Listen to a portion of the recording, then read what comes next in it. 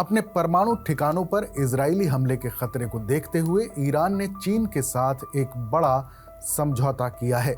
इस समझौते के तहत ईरान चीन से अमोनियम परक्लोरेट पाउडर लेगा। इस पाउडर का इस्तेमाल बैलिस्टिक मिसाइल बनाने में किया जाता है। अब ईरान ने चीन से हजारों ton rocket oxidizer ammonium perchlorate के अलावा सॉलिड फ्यूल भी मंगवाया है। खबर है कि इससे वो 800 से ज्यादा बैलिस्टिक मिसाइलें बना सकता है। वॉल स्ट्रीट जर्नल की एक रिपोर्ट के मुताबिक चीन ने अगले महीने ईरान को अमोनियम परक्लोरेट पाउडर भेजने का फैसला किया है। इसके बाद ईरान के वैज्ञानिक और टेक्नीशियन इससे बैलिस्टिक मिसाइल बनाएंगे। कहा जा रहा है कि इस मिसाइल का इस्तेमाल इजराइल पर अटैक करके वहां के यहूदियों को मारने के लिए किया जा सकता है। रिपोर्ट के मुताबिक ये फ्यूल ईरान की एक कंपनी पिशगामन तेजरत रफी नोविन ने हांगकांग स्थित लॉयन कमोडिटीज होल्डिंग्स लिमिटेड से मंगवाया है। ये शिपमेंट आने वाले महीनों में ईरान पहुंचेगा और इसका मकसद है ईरान की कमजोर हो चुकी सैन्य ताकत को दोबारा खड़ा करना। इजराइल के हालिया हमलों के बाद ईरान अपने मिसाइल स्टॉक को फिर से भरने की कोशिश कर रहा है। रिपोर्ट के मुताबिक ईरान की कोशिश 800 बैलिस्टिक मिसाइलें बनाने की है। ईरान ने इसी हिसाब से चीन से अमोनियम परक्लोरेट पाउडर मंगवाया है। इस डील से इजराइल और अमेरिका में टेंशन बढ़ गई है। इतना ही नहीं, ईरान के पास पहले से ही 3000 से ज्यादा बैलिस्टिक मिसाइलें हैं। हाल ही में ईरान ने एक वीडियो जारी करके अपनी मिसाइल ताकत का प्रदर्शन भी किया था। अब आपको अमोनियम परक्लोरेट पाउडर के बारे में भी बता देते हैं।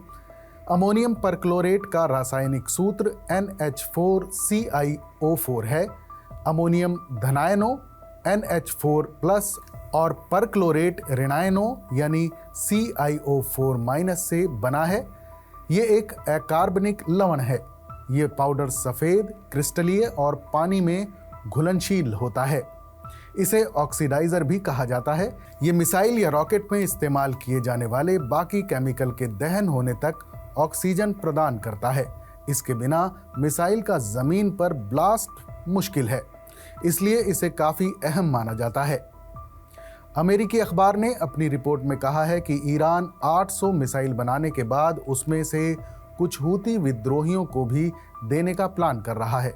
हूती विद्रोही एक तरफ इजराइल पर लगातार अटैक कर रहे हैं, तो वहीं अमेरिका से भी उनका पंगा चल रहा है। फिलहाल हूती ऐसा अकेला संगठन है जो लगातार इजराइल पर मिसाइलें दाग रहा है। गुरुवार को भी हूती विद्रोहियों ने तेल अवीव पर मिसाइल अटैक किया।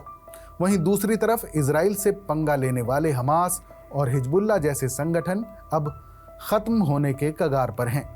इस रिपोर्ट के बाद चीन की सरकार ने इस पर सफाई दी है। चीन ने कहा है कि उन्हें इस डील की कोई जानकारी नहीं है और चीन हमेशा डुअल यूज यानी सैन्य और नागरिक दोनों इस्तेमाल वाली चीज़ों के निर्यात पर कड़ी नज़र रखता है।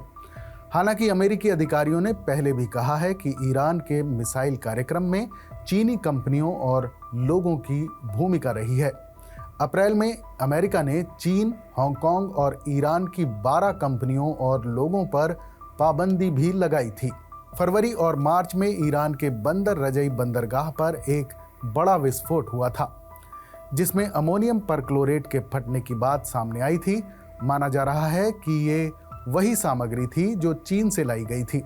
ईरान ने इस विस्फोट की आधिकारिक पुष्टि नहीं की, लेकिन इससे ये साफ हुआ कि ईरान गुपचुप तरीके से चीन से मिसाइल ईंधन खरीद रहा है। वॉल स्ट्रीट जर्नल की रिपोर्ट के मुताबिक ये डील ट्रंप के ईरान को परमाणु वार्ता का प्रस्ताव देने से पहले ही तय हो चुकी थी। मार्च में ट्रंप ने ईरानी सर्वोच्च नेता आयतुल्ला अली खामनेई को बातचीत का ऑफर दिया था, लेकिन ईरान ने बाद में उस प्रस्ताव को ठुकरा दिया था।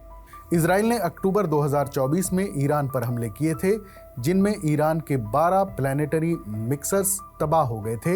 ये मिक्सर्स मिसाइलों के लिए ईंधन तैयार करने के काम आते हैं।